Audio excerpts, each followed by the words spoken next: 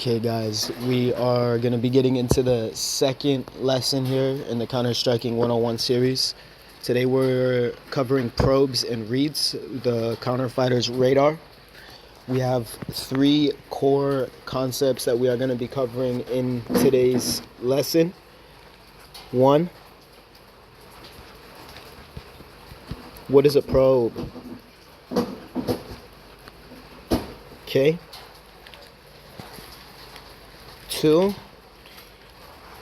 we're going to be talking about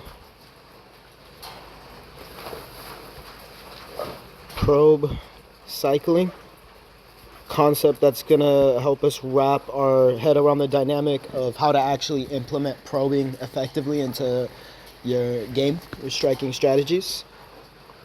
And then three, we're going to be covering why probing is so important for counterfighting specifically. Okay, so these are going to be the three core concepts, guys. We're going to get started here with number one. What is a probe? So what exactly is a probe? You see, probes are a specific type of strike with a specific type of intention. Okay, and the intention is to get information. So we're asking questions. It's a strike that is a question, and it's a strike that is not done for any other reason but to ask a question. For example, I'm going to throw a jab to see how you react to that jab. If I notice maybe your hand comes out when I jab, then I know, and I've done it a couple times and it's a consistent reaction, your lead hand comes out to maybe try to meet the jab, then I know I can feint the jab to get that hand to come out to open you up for maybe a hook. So I can feint the jab into a hook, or I can feint the jab into a head kick, or I can feint the jab into a body kick. So like any of these different types of scenarios, I'm getting information, I'm gathering information from the probe. So that's what the probe is fundamentally. Keep in mind, in order to throw intentionally like high IQ, fight IQ probes, we want to make sure that they're non-committal, okay? Non-committal strikes here that are simply meant to collect data. That is it, okay? Non-committal data collection. So that's what a probe is, guys. It's a strike that is non-committal.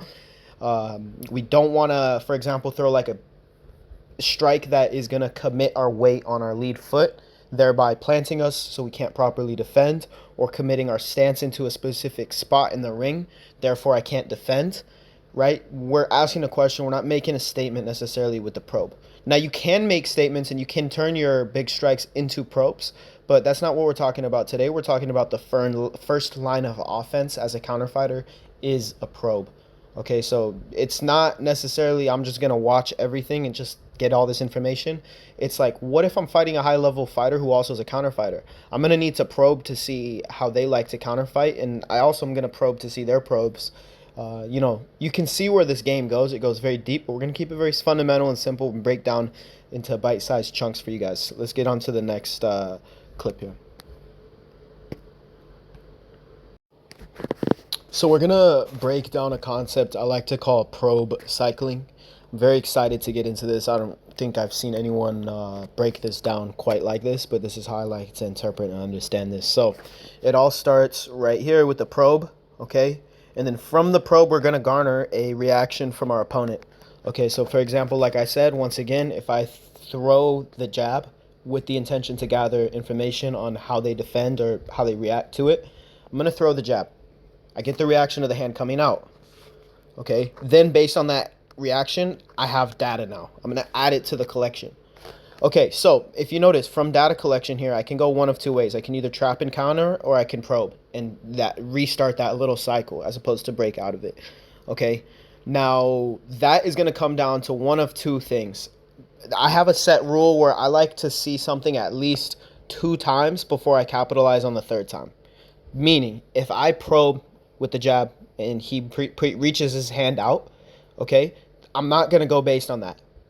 Okay, I need to see it one more time in succession before I go. Because what if I probe and then next thing you know, I see he's shelling. He's shelling up off the jab as opposed to putting the hand out. So he's switching it up. Then I'm going to need to probe again before I really capitalize and commit. And then hopefully I'll get one of those two reads. And then based on the read that I'm getting, I'm going to capitalize on the one that I'm getting most, if that makes sense. Whichever one I hits, two in succession first. So like if it's a hand fight, boom, meeting the hand, and then it's a shell, but then it goes back to the hand fight, I need to see the hand fight again. I need to see that, before I really bite down. Sometimes you can feel it. Sometimes you can just feel it in the fight and you can go right to the trap and counter. And all the trap and counter guys is like I said, let's say they were they're trying to catch your jab in their lead hands or rear hand, whatever hand it is, right? Then I'm going to feint the jab and I'm going to throw the hook to that side. Feint the jab, throw the hook to that side. Why? Because their hand is no longer protecting. They don't have an active guard. Their hand is expecting to meet the jab in the center line, and you're throwing a strike around the center line when their defense is committed to that center line. This is something just to remember. I would screenshot this, and remember we want two. Okay, we want two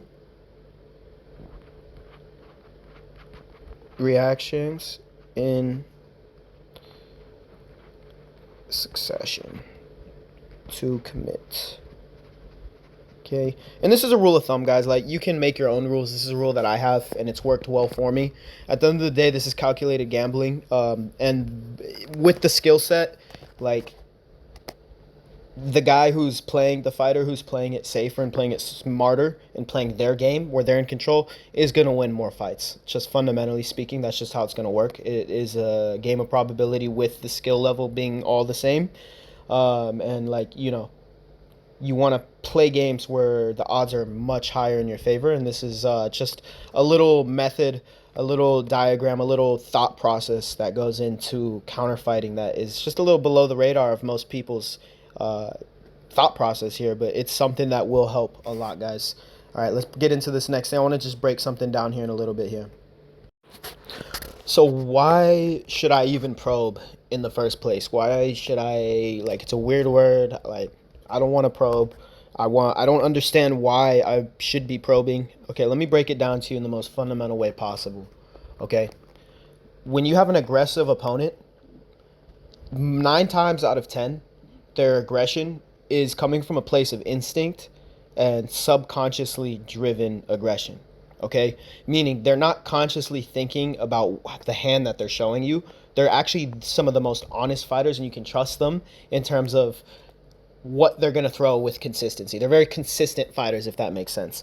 And that's why, their style has consistent success. But in that consistency actually lies the biggest weakness of the style. And it's just the fact that there are consistent patterns that you can basically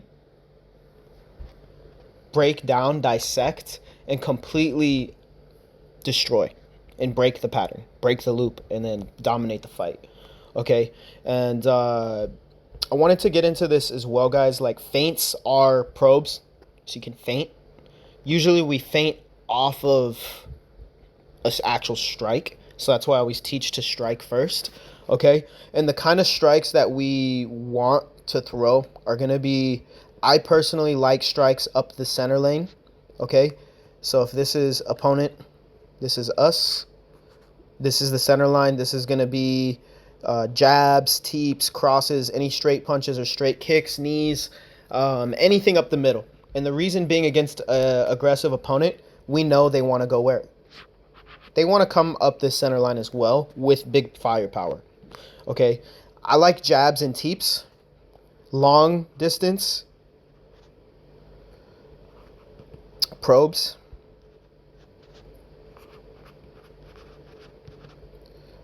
are good. Short distance is bad. Bad. Okay. Because short distance is already so committed. Like, if you're in range, being in range in of itself is a commitment. Okay. it's a passive commitment.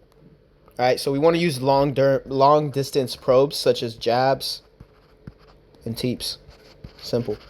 All right, and you can jab, you can feint the jab, or basically note the reaction, parry, slip, block, depending on how they like to defend. And then you, as a conscious creator in the ring, can calculate what would go best, like problem solving. What tool gets around this? So if they're blocking up the center line, we want to go around uh, their block, right? So if their shield is right here, we want our arrow to go around the shield. We want our attack to go around the shield, fundamentally speaking.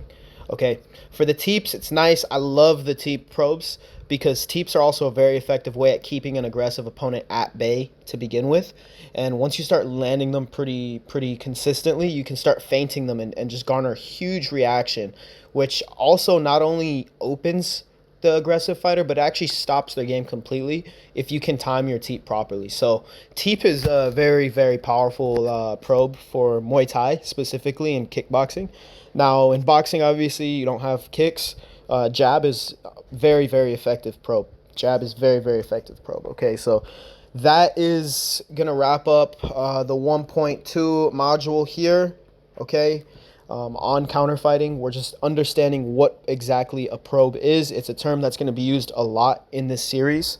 Okay, so just remember, every probe is a question. Every reaction that we get from our probe that the opponent reacts with is the answer to our question. The more questions you ask, the clearer the picture becomes. Okay, they tell you how to beat them. Let them do all the work. You just need to be observant.